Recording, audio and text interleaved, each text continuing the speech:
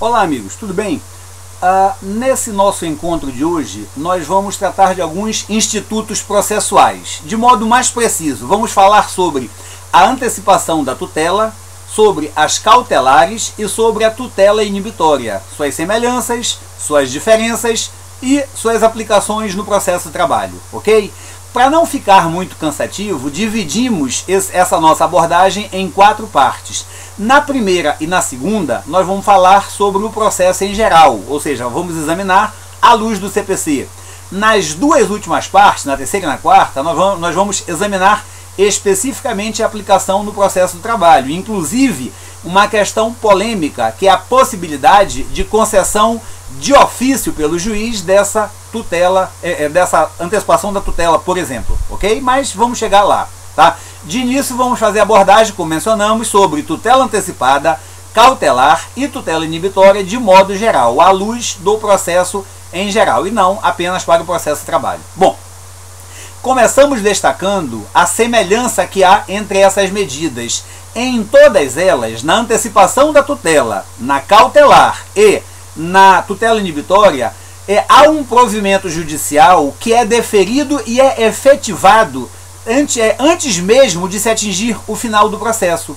E, inclusive, eu só observo desde logo o seguinte: essa semelhança levou o projeto do novo CPC a reunir essas medidas em um único título. E a gente vai falar um pouquinho sobre isso mais adiante, tá? Mas agora o nosso exame é à luz do CPC atual, ok? Bom, a diferença entre essas medidas, nós podemos começar apontando que ela se encontra na natureza de cada uma delas, porque essa natureza, cada uma dessas medidas pode, desde logo, pode satisfazer a pretensão final do autor, mas também, dependendo da medida, ela pode apenas conservar o patrimônio do réu para assegurar que a pretensão final do autor venha a ser futuramente atendida.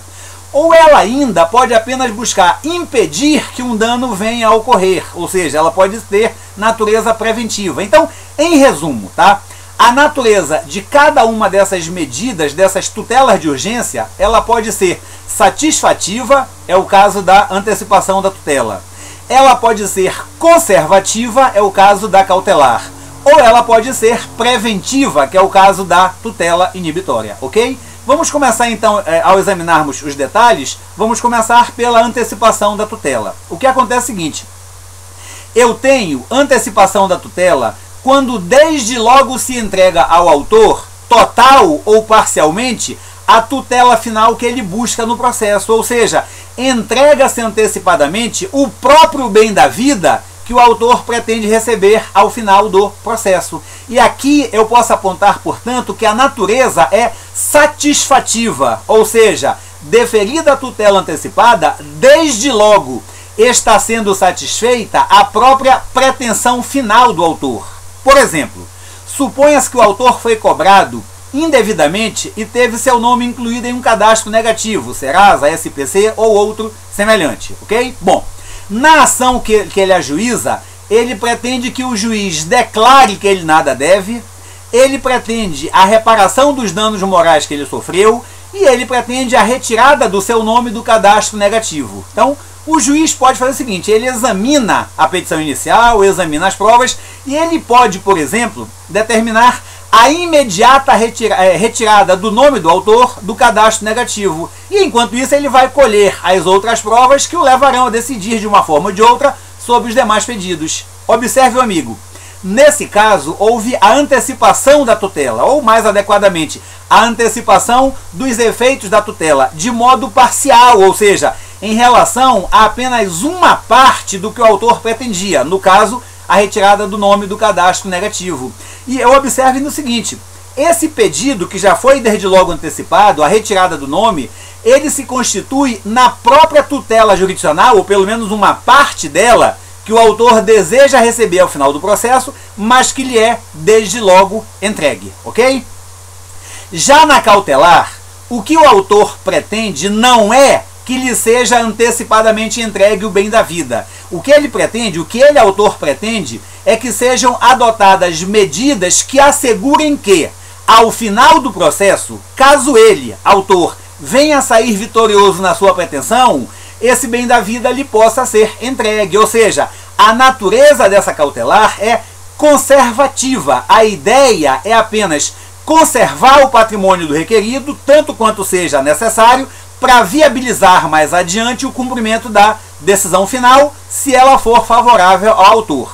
Por exemplo, suponhamos que o autor ajuizou ou pretende ajuizar, pode ser, uma ação de cobrança contra o réu. Só que o autor descobre que o réu está transferindo todo o seu patrimônio para terceiros. A título oneroso, gratuito, pouco importa. Tá? Ele está tentando esconder o seu patrimônio. Tá?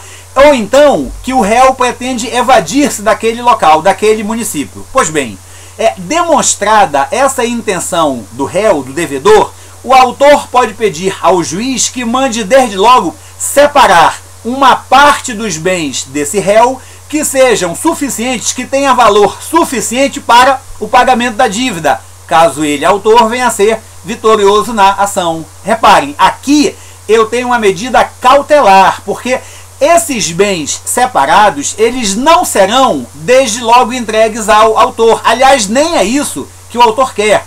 Esses bens apenas serão separados para futuramente serem vendidos e com o produto da venda, aí sim, fazer o pagamento ao autor.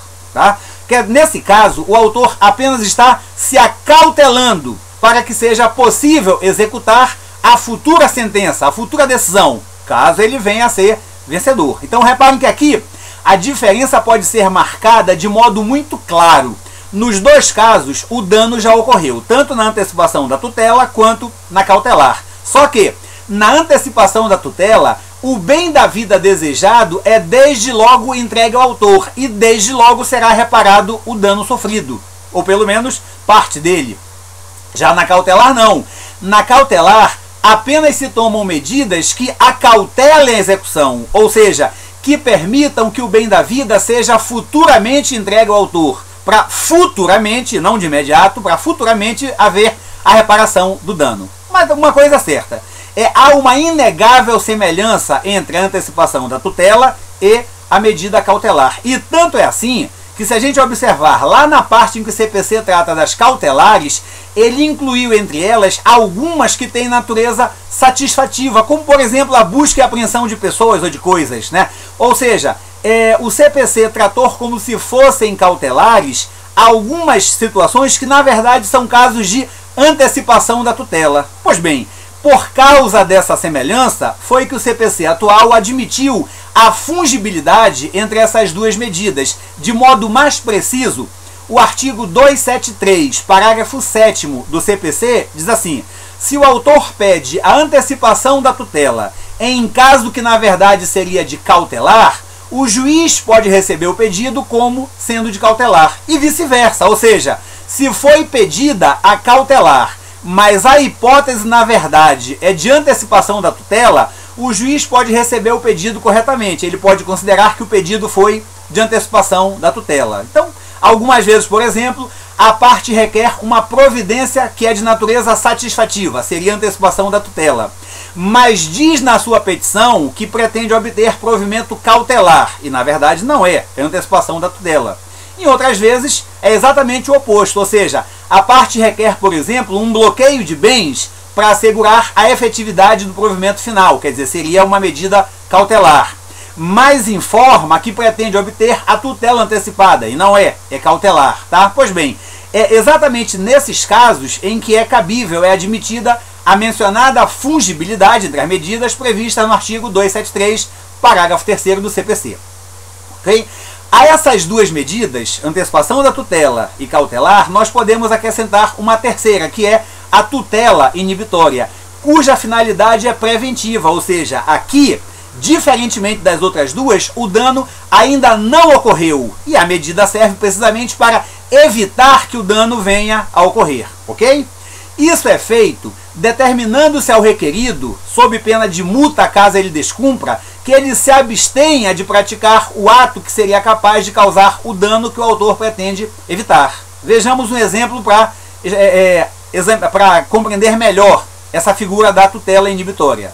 Suponhamos que uma pessoa pública, uma pessoa famosa, descobre que será publicado um livro contando detalhes da sua vida íntima. Por exemplo, contando os detalhes dos seus relacionamentos amorosos e sexuais. Ora, nós sabemos que mesmo pessoas públicas, pessoas famosas, têm uma esfera íntima, uma esfera privada, que não interessa ao público em geral e que pode ser mantida fora do conhecimento desse público em geral.